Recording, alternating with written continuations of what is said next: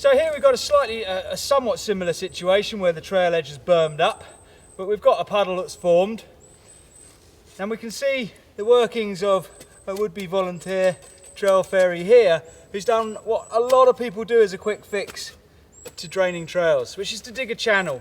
So at the lowest point on the ground there, they've dug a little channel which the water then rushes through.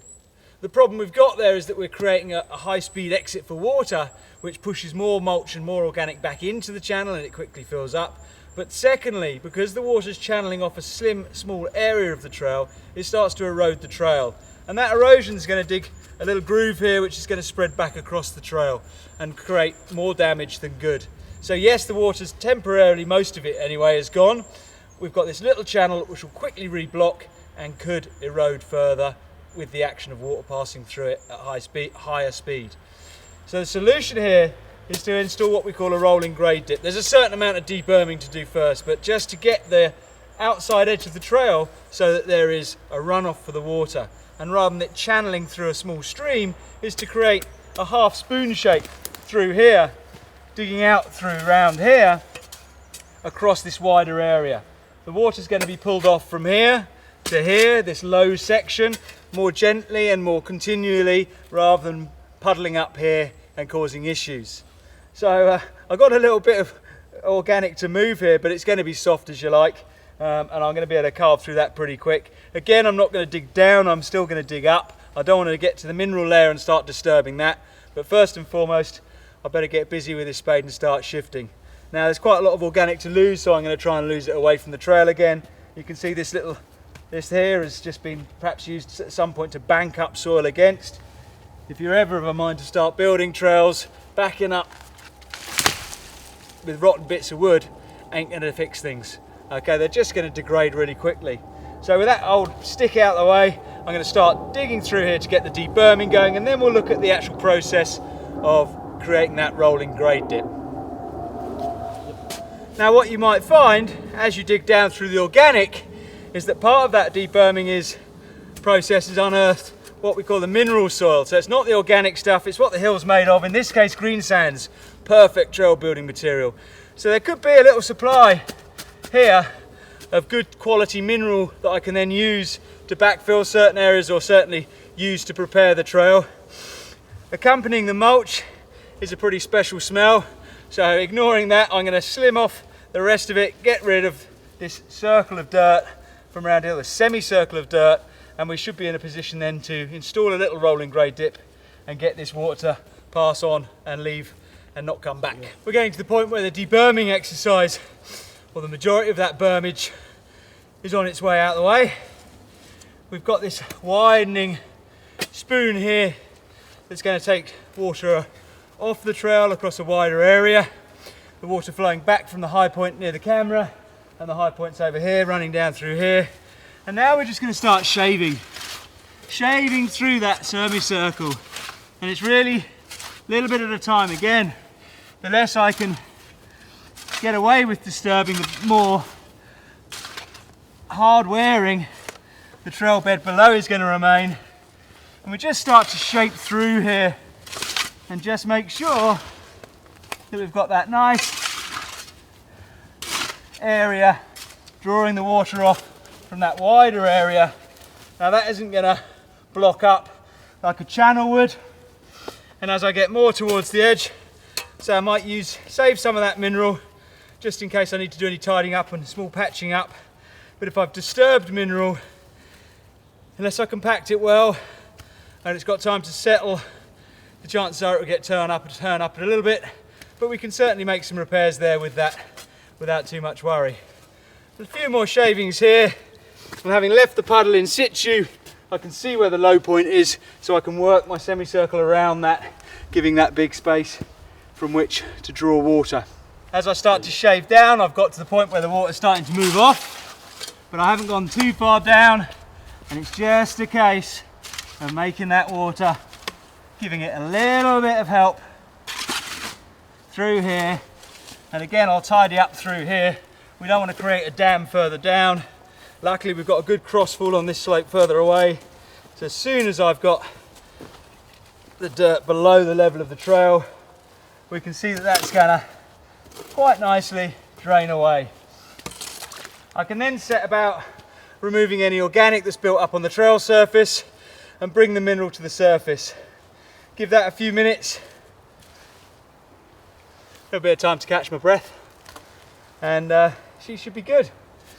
Now closer away from me on the other side of this collection, we've got a little bit of deberming to do here, which I can carry on and through and get rid of. But basically, with the water running down to this point, down the trail, it's perfectly okay to run down a trail at certain points rather than straight off it. It's not always going to run straight off, but if I work my way back towards the camera, we've got about 3 or 4 mil, maybe a couple of centimetres in places of deberming to do to reinstall that slightly cambered trail surface. The bench cut is starting to look more like it did when it was built, and trail should stay in good condition. I ride this trail pretty much, well, at least once a week on a night ride, and this paddle through the winter has been filling my boots for a long time.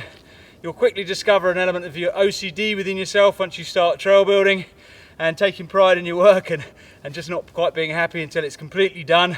So that's what I'm going to do. I'm going to satisfy my OCD, and then I'm going to mask up just as we did before. A bit more leafage just through here, just a bit of camouflage, just to camouflage up this edge and to draw the riders round and up and through the section rather than looking out and across to other performance cues, worrying about falling off the edge of the trail.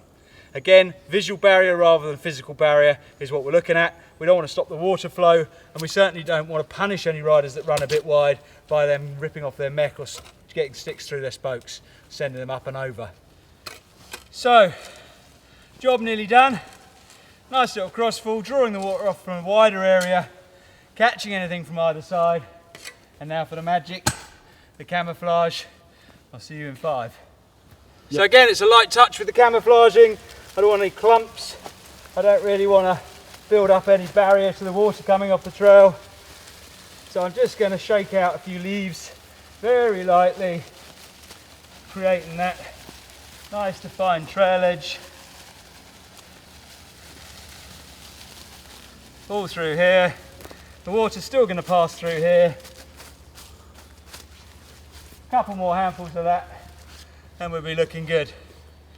As a rider, from the psychology point of view, we never like to have our wheels right up close to an edge. We tend to move away from it slightly. So just by creating that visual edge, it's going to put riders on the central line and stop them drifting wide. So here we've got the start of a common problem, especially through the winter months when water starts to build up on the trail and be held on the trail, which is trail creep. We're not talking about a lecherous old man on a trail bike when we talk about trail creep. We're talking about how the trail has a likelihood of spreading out. People are taking a different line to the one that was meant to be, and they're starting to turn single track into dual track, or in this case a bit of a muddy mess. You'll have seen it numerous times, I'm sure, on your local trails, where a certain point of the trail suddenly fans out. The more people ride around the edge of a puddle, the more it churns up the organic at the edges, the more it holds water, and before you know it, you've got a 15 metre wide, 20 metre long mud bath in front of you. There are 2 options when it comes to trails creep. Probably the best one is to fix the problem. So here we're looking at a little bit of deberming, possibly getting a little bit of a rolling grade dip going. I might just be able to get away with a rolling grade dip down here and a light bit of deberming there, and that'll draw this water off. The other option, if it's an issue that's beyond your control and beyond your repair, is to maybe start thinking about formalising where the trail has crept to, in this case this high line. High line's usually the dry line, so if we got through the mulch here, we quickly get through to the organic material below, and that gives us quite a nice firm base upon which to build our trail. Now, as a trail volunteer, you might have permission to repair but not build. You might be able to deviate within a certain set parameter from the current trail, but landowners don't necessarily want you carving new lines. So rather than formalise this high line, which would be an option, cutting a bench cut in slope, trail, out slope, and creating a little ledge up and over the top, which would be quite fun to ride up and over, a little bus stop type effect. Probably the solution here in the short term is just to get rid of this water, just to encourage people, get rid of this higher edge, to encourage people to move on up and down. The one thing we do not want to do with trail creep is simply block off the bit that people are riding instead of the trail. If I block it off and don't fix the problem, people are going to still try and get pushed off the trail, are still likely to get pushed up off the trail to that line, and you're likely to start increasing the risk and liability of the landowner rather than decreasing it. It's very common to see people drop huge piles of sticks where they don't want the trail to go. To the unknowing and unsuspecting rider who rode that trail last week with the trail creep in place, they may not actually be in control of where they went. They may have actually been pushed there by a feature of the trail, be it some roots. Quite often you'll see a trail creeping to the downside. So people have come along a bit fast, not felt that they can hold a camber, and widened out onto the downslope. If you block that avenue off physically with too large an object, you're causing a problem for that rider which is unnecessary. And it's certainly not going to stop them getting pushed off the trail because you haven't fixed the problem. So fix the cause and treat the symptoms. If you just try and treat the symptoms, the cause still there, you're going to be back here next week and you could end up with a lawsuit on your hands.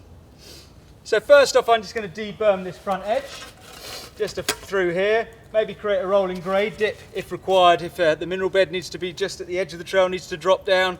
But then crucially, rather than block off with big sticks, I'm just going to disguise that area up there, visually hide it. You may get a few people still heading up there, but hopefully the majority will stay on track because the track looks nice to ride rather than through a bunch of leaves. So before we've even debermed this latter half of the issue here, the water's rolling back down the trail to that low point and being drawn across a fairly wide area, and just by a little bit of digging up, a little bit of shaving there, we can just push that water off the trail with a little bit of help from our friend gravity, and away it starts to roll. Again, here it'll be a case of camouflage, and then we can start to cover up the trail creep, and hopefully people will err towards the side which is more obvious and stick on track. Keeping my job more limited in terms of time input, which for me means more time out on the bike. Happy days. So although ideally I probably want to deberm further up that trail there, most of the water is now pushing across this large area where it's drawing across. I'm going to take out a little bit of the build-up of organic, some of which has been pushed down off the bank, and then I'm going to tidy up and make it all look a little bit more pristine. If I had a bit more time on my hands, obviously I'd carry on through, but most of any water coming down through that section is now in a place where we can see that it's draining off over quite a large area, and that job's a goodie for a quick fix. Stitching time, really important. More often, a little bit and often really helps. Ideally I don't want to leave that edge too proud. In fact, I'm going to take that little, deberm that little edge, and then we'll be good to go probably for the rest of the season.